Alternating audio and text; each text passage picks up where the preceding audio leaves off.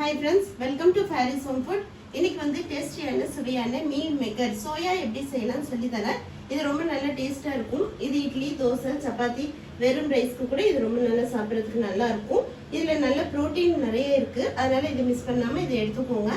அடுத்து வந்து இது நான்வெஜ் சாப்பிட முடியாத நேரத்துல இது வெஜ் மாதிரி இது சாப்பிட்டீங்கன்னா இது ரொம்ப நல்ல டேஸ்டா இருக்கும். கறி சுவையில இது ரொம்ப நல்ல டேஸ்டா இருக்கும். வாங்க இது எப்படி செய்யலாம்னு சொல்லி தரேன். வீடியோக்குள்ள போய் பார்க்கிறதுக்கு முன்னாடி நம்மளுடைய சேனலை சப்ஸ்கிரைப் பண்ணாதவங்க சப்ஸ்கிரைப் பண்ணிக்கோங்க. தேங்க்யூ.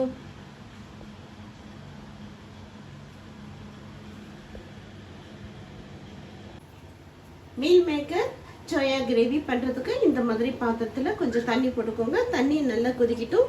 கொதிக்கும்போது கொஞ்சம் உப்பு போட்டுக்கோங்க. இப்போ எடுத்து வச்சிருக்கிற ஒரு கப் சோயா போட்டுக்கலாம்.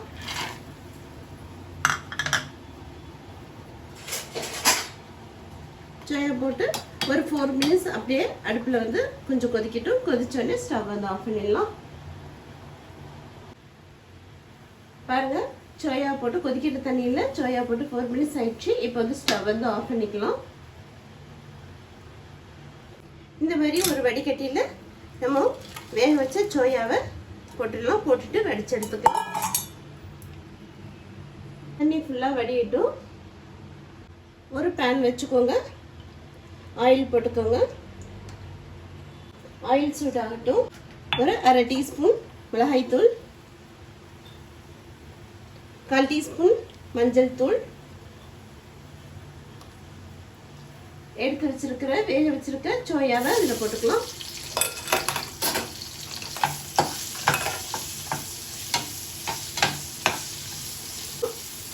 ரொம்ப ஃப்ரை பண்ண வேண்டாம்.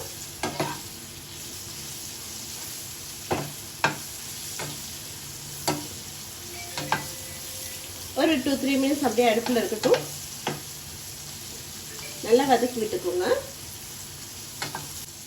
பாருங்க, இந்த அளவுக்கு வதங்கினது போதும். ஓரளவுக்கு வதங்கினா போதும்.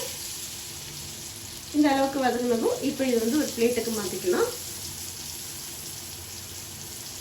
ஒரு பேன் வச்சுக்கோங்க. கொஞ்சம் ஆயில் போட்டுக்கோங்க. ஒரு பட்டர் போட்டுக்கலாம். உங்ககிட்ட பட்டர் இல்லைன்னா நீங்கள் நெய் கூட போட்டுக்கலாம். பட்டர் போடும்போது ஹோட்டல் ஸ்டைலில் இருக்கும். இப்போ பிரியாணி இலை ஒரு பீஸ் போட்டுக்கோங்க. ஒரு துண்டு பட்டை, 3 கிராம்பு, ஒரு ஏலக்காய், ஒரு 1/4 டீஸ்பூன் சோம்பு போட்டுக்கோங்க. சோம்பு, பட்டை, கிராம்பு, ஏலக்காய் எல்லாம் பொரிஞ்சிடும். எடுத்து வச்சிருக்கிற ஒரு வெங்காயம் போட்டுக்கோங்க. பெரிய வெங்காயம் ஒரு வெங்காயம் போட்டிருக்கேன். வெங்காயம் நல்லா வதக்கிக்கோங்க. வெங்காயம் நல்லா பொன்னிறமாக ஆகிற வரைக்கும் நல்லா வதக்கிக்கோங்க.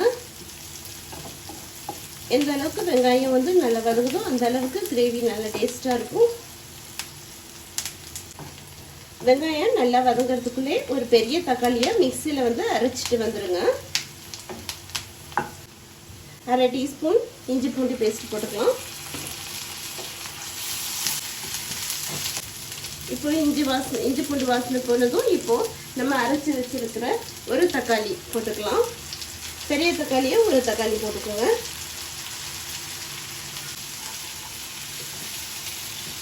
நல்லா தக்காளியோட வாசனை, இஞ்சி பூண்டு வாசனை எல்லாம் போகிற வரைக்கும், நல்லா மசாலா வாசனை போகிற வரைக்கும் நல்லா வதக்கிக்கோங்க. மசாலா வாசனை போனதுக்கப்புறம் 1/4 டீஸ்பூன் மல்லித்தூள், 1/4 டீஸ்பூன் வெறுமிளகாய்த்தூள், 1/4 டீஸ்பூன் காஷ்மீரி மிளகாய்த்தூள், ஒரு 1/4 டீஸ்பூன் மஞ்சள் தூள், ஜீரகம் ஒரு 1/4 டீஸ்பூன், மிளகு 1/4 டீஸ்பூன். நல்லா மசாலா வாசனை போடுற வரைக்கும் நல்லா வதக்கிக்கோங்க.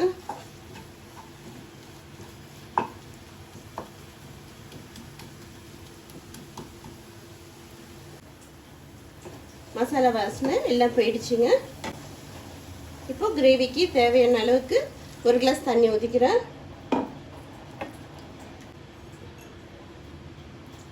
கொஞ்சம் தேவையான அளவுக்கு உப்பு போட்டுக்கோங்க.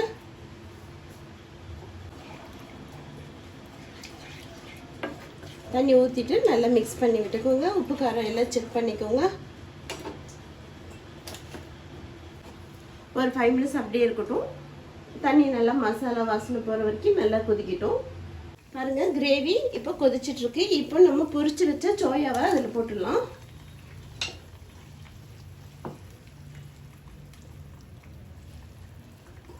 அப்படியே ஒரு 5 மினிட்ஸ் அடுப்புலேயே அப்படியே இருக்கட்டும். ஸ்டவ்வை இப்போ சிம்மில் வச்சிடலாம். பாருங்கள், இப்போ சோயாவில் நல்லா தண்ணி வற்றிடுச்சு. இப்போ நல்லா இதை வந்து மிக்ஸ் பண்ணி விட்டுக்கலாம்.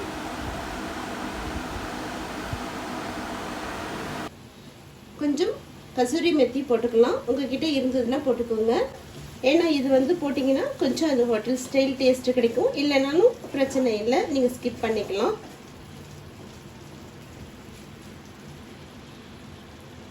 இந்த கசூரி மெத்தி போட்ட பிறகு அப்படியே 2 மினிட்ஸ் அப்படியே விட்டுடலாம். மூடி போட்டு விட்டுடுங்க. மூடி போட்டு விட்டுட்டு ஸ்டவ் வந்து ஆஃப் பண்ணிடுங்க. 2 மினிட்ஸ்க்கு அப்புறம் நம்ம வந்து பிளேட்டுக்கு மாற்றிக்கலாம். அப்படியே இருக்கட்டும்.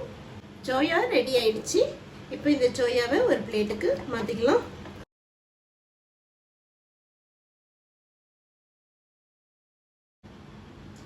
டேஸ்டியான மீல் மேக்கர் ரெடி ஆயிடுச்சுங்க. இந்த சோயா வந்து நீங்கள் வந்து நான்வெஜ்ஜு சாப்பிட முடியாத நேரத்தில் இந்த மாதிரி வெஜ்ஜு செஞ்சு சாப்பிட்லாம். இது கறி சுவையில் இது ரொம்ப நல்லா டேஸ்ட்டாக இருக்குங்க. இதே மாதிரி நீங்களும் சமைச்சு பாருங்கள். இது இட்லி, தோசை, சப்பாத்தி, வெறும் ரைஸ் கூட இது ரொம்ப நல்லாவே இருக்கும். இதே மாதிரி நீங்களும் செஞ்சு பாருங்கள். இந்த வீடியோ பிடிச்சிருந்ததுன்னா லைக் பண்ணுங்கள், ஷேர் பண்ணுங்கள், சப்ஸ்கிரைப் பண்ணுங்கள். தேங்க்யூ ஃபார் வாட்சிங். பாய்.